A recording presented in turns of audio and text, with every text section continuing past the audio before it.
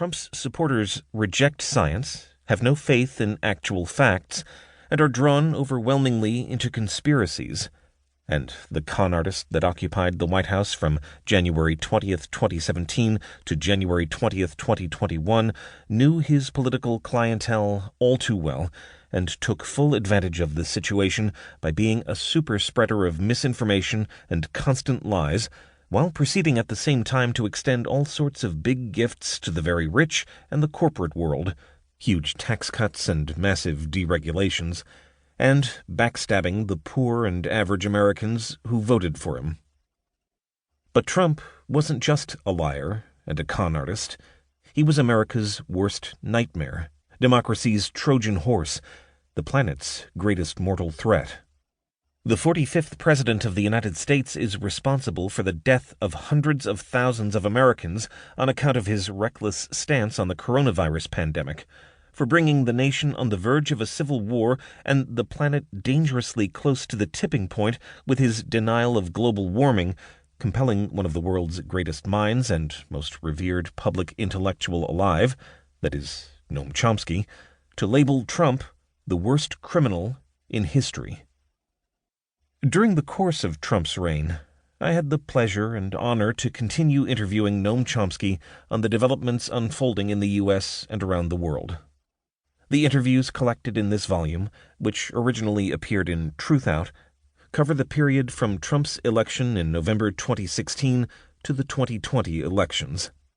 They offer brilliant analyses, immense insights, and breathtaking critiques by a staggering genius on Trump's presidency and the phenomenon of Trumpism.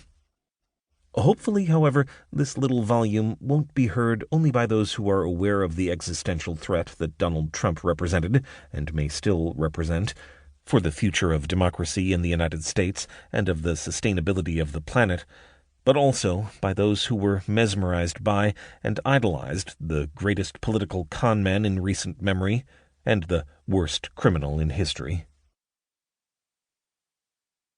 Trump in the White House. C.J. Polychroniou.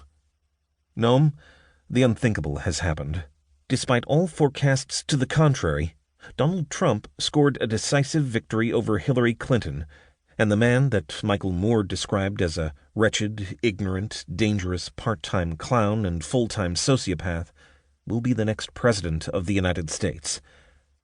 In your view, what were the deciding factors that led American voters to produce the biggest upset in the history of U.S. politics? Noam Chomsky. Before turning to this question, I think it is important to spend a few moments pondering just what happened on November 8th, a date that might turn out to be one of the most important in human history, depending on how we react. No exaggeration.